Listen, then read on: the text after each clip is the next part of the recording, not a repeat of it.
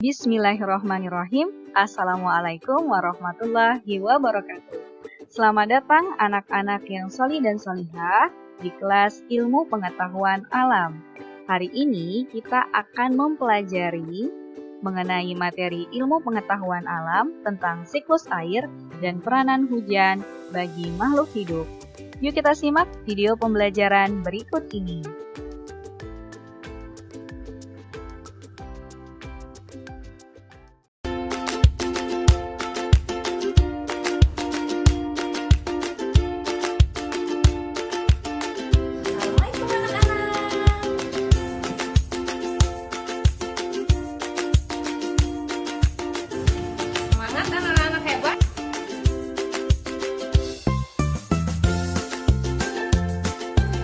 Sudah siap belajar hari ini?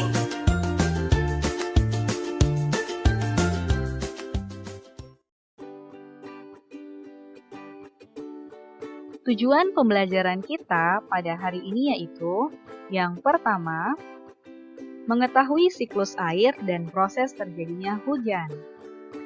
Yang kedua, mengetahui perubahan wujud air. Dan yang ketiga, mengetahui peranan hujan bagi makhluk hidup.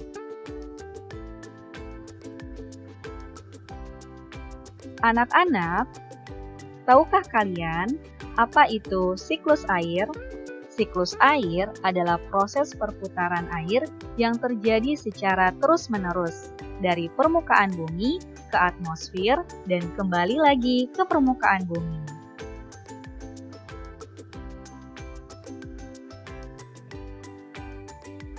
Air yang ada di permukaan bumi seperti air dari sungai, danau, ataupun laut itu akan mengalami proses penguapan hingga ia menuju ke atmosfer. Di atmosfer, air akan mengalami perubahan wujud hingga menjadi sebuah awan, dan awan ini ketika sudah tidak mampu lagi menampung titik-titik air, maka akan kembali lagi ke permukaan bumi. Begitulah siklus air, yaitu proses perputaran air yang terjadi secara terus-menerus dari permukaan bumi ke atmosfer dan kembali lagi ke permukaan bumi.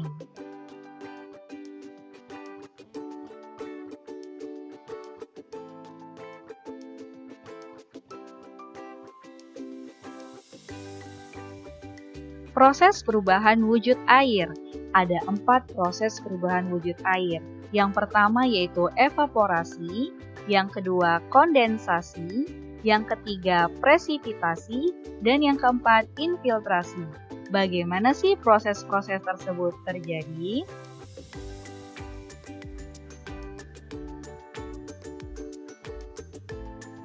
Seperti yang sudah kita ketahui tadi ya anak-anak, air yang ada pada permukaan bumi akan mengalami penguapan oleh sinar matahari. Proses ini dinamakan dengan evaporasi. Air menguap menuju ke atmosfer. Di atmosfer, air akan mengalami perubahan wujud dari uap menjadi titik-titik air. Proses ini dinamakan kondensasi, di mana air itu mengembun atau mengalami pengembunan. Titik-titik air tersebut akan berubah menjadi awan. Nah, awan ini yang akan menampung titik-titik air tersebut. Ketika proses kondensasi terjadi secara terus-menerus, kemudian awan ini terus menampung titik-titik air, awan ini pun akan semakin banyak titik airnya dan akan semakin berat. Hingga pada suatu saat awan ini sudah tidak lagi mampu menampung air-air tersebut dan terjadilah hujan. Hujan atau kita sebut dengan proses presipitasi adalah proses di mana air atau titik-titik air turun ke permukaan bumi atau menjatuhi permukaan bumi. Nah, air yang diserap oleh permukaan bumi ini disebut dengan infiltrasi, yaitu proses di mana air tersebut diserap oleh permukaan bumi. Nah, beginilah anak-anak proses perubahan wujud air, dan proses ini terjadi secara terus-menerus. Evaporasi, kondensasi, presipitasi, infiltrasi. Kemudian balik lagi nanti ke evaporasi, kondensasi, presipitasi, dan infiltrasi. siklus ini berlangsung secara terus-menerus.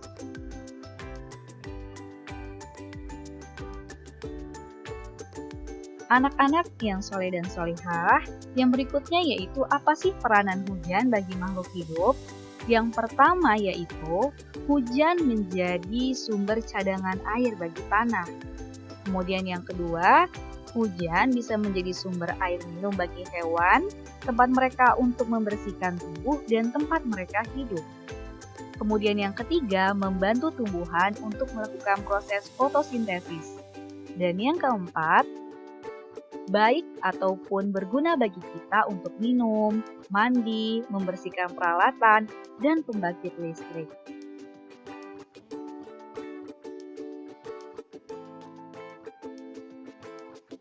Baik anak-anak, kesimpulan pembelajaran kita pada hari ini yaitu siklus air adalah proses perputaran air yang terjadi secara terus-menerus dari permukaan bumi ke atmosfer dan kembali lagi ke permukaan bumi.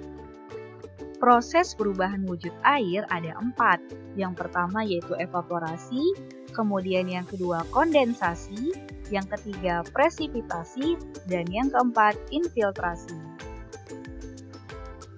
Peranan hujan bagi makhluk hidup yaitu yang pertama sebagai cadangan air tanah, yang kedua sumber air minum, membersihkan tubuh dan tempat hidup hewan, yang ketiga membantu proses fotosintesis, dan yang keempat sebagai minum, mandi, membersihkan peralatan, dan pembangkit listrik.